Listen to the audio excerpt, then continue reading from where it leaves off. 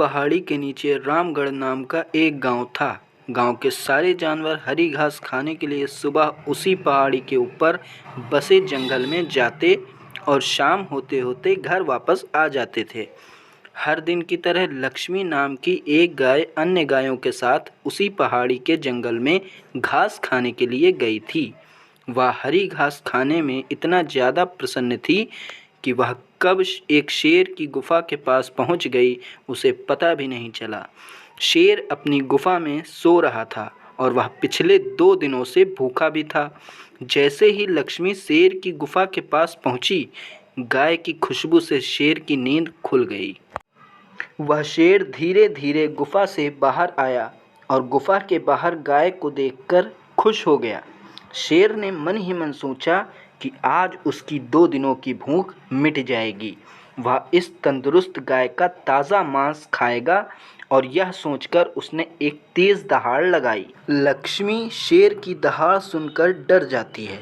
जब वह अपने आसपास देखती है तो वहाँ दूर दूर तक उसको कोई भी दूसरी गाय नहीं दिखी। जब वह हिम्मत करके पीछे मुड़ी तो उसे सामने शेर खड़ा हुआ दिखाई दिया। उस शेर ने लक्ष्मी को देखकर फिर से दहाड़ लगाई और लक्ष्मी से कहा, मुझे 2 दिनों से कोई शिकार नहीं मिल रहा था। मैं भूखा था।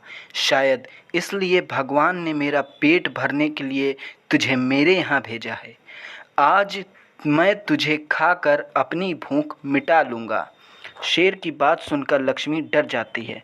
वह रोते हुए शेर से कहती है, मुझे जाने दो, मुझे मत खाओ। मेरा एक छोटा सा बच्चा है जो अभी सिर्फ मेरा ही दूध पीता है और उसे घास खाना अभी तक नहीं आया है। लक्ष्मी की बात सुनकर शेर हंसते हुए कहता है, तो क्या मैं अपने हाथ में आए शिकार को ऐसे ही जाने दूं? मैं तो आज तुझे खाकर अपनी 2 दिनों की भूख मिटाऊंगा। शेर के ऐसा कहने पर लक्ष्मी उसके सामने रोने लगी और विनती करते हुए कहती है कि आज मुझे जाने दो। मैं आज अपने बछड़े को आखिरी बार दूध पिला दूंगी और उसे बहुत सारा प्यार करके कल सुबह होते ही तुम्हारे पास आ जाऊंगी। फिर तुम मुझे खा लेना और अपना भूखा पेट भर लेना।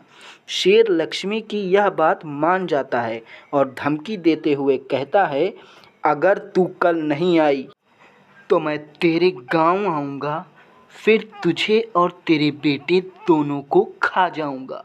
लक्ष्मी शेर की यह बात सुनकर खुश हो जाती है और शेर को अपना वचन देकर गांव वापस चली जाती है। वहाँ से वह सीधे अपने बछड़े के पास जाती है, उसे दूध पिलाती है और बहुत सारा प्यार करती है। फिर बछड़े को शेर के साथ हुई सारी घटना बताती है और कहती है कि उसे अब अपना ख्याल खुद ही रखना होगा। वह कल सुबह होते ही अपना वचन पूरा करने के लिए शेर के पास चली जाएगी। अपनी माँ की बातें सुनकर बछड़ा रोने लगता है।